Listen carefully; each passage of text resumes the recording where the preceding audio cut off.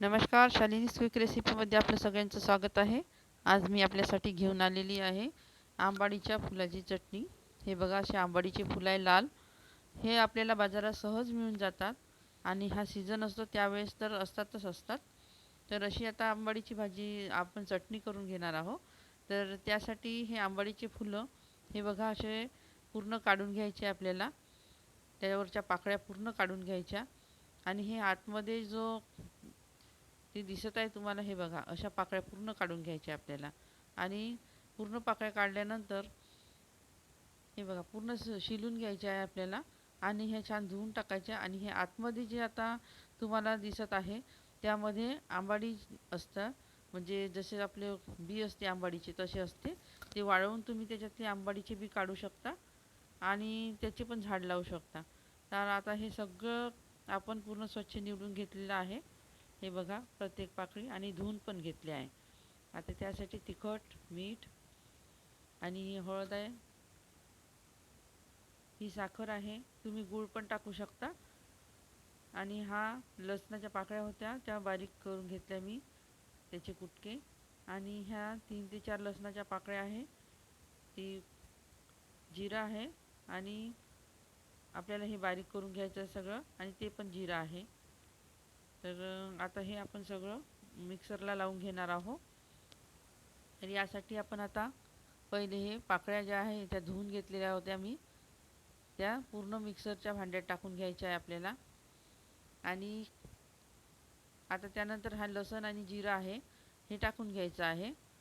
आणि पाकळ्या खूप कमी आहे त्यामुळे सगळं मिश्रण आहे ते खूप कमी कमी घेतलेलं आहे. हे बघा तिखट पण थोडं होतं आहे, हे हळद पण थोडीशी आहे आणि मीठ पण अर्धा चमचा होतं. आणि हे 2 चम्मच साखर घेतलेली आहे मी. यामध्ये एक गुळाचा खडा टाकू शकता तुम्ही साधारण. आणि हे लसण आणि जिरं आहे ते आपण फोडणीला वापरणार आहोत आपल्याला तडका देण्यासाठी. आणि हे बघा आता हे मिक्सरला वाटून घ्यायचं पूर्ण.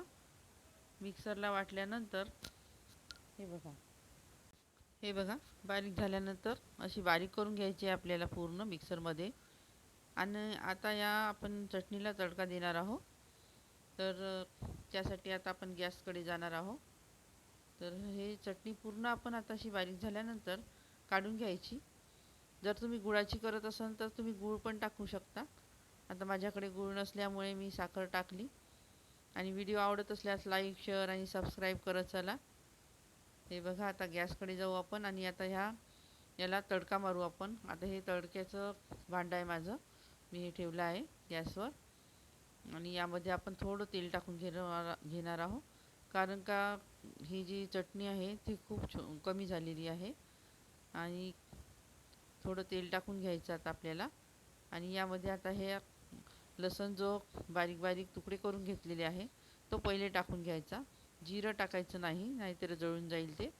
आता हे तुकडे पूर्ण छान लालसर रंगावर आपल्याला तळून घ्यायचे आहे.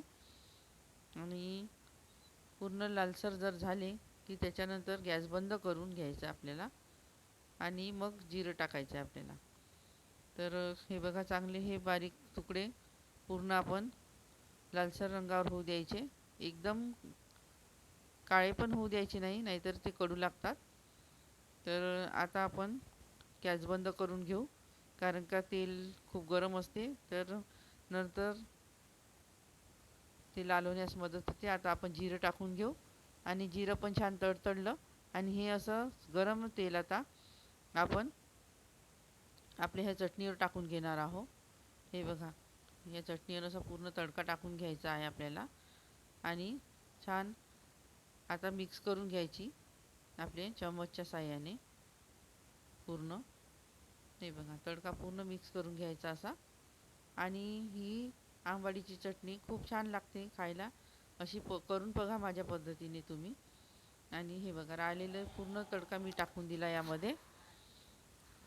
आणि हे बघा चटणी किती छान दिसत आहे. तुम्ही भाकरीसोबत किंवा रोजच्या जेवणासोबत खाऊ शकता. आणि ही चटणी टिकते पण, तर त्यामुळे तुम्ही करून बघा. धन्यवाद.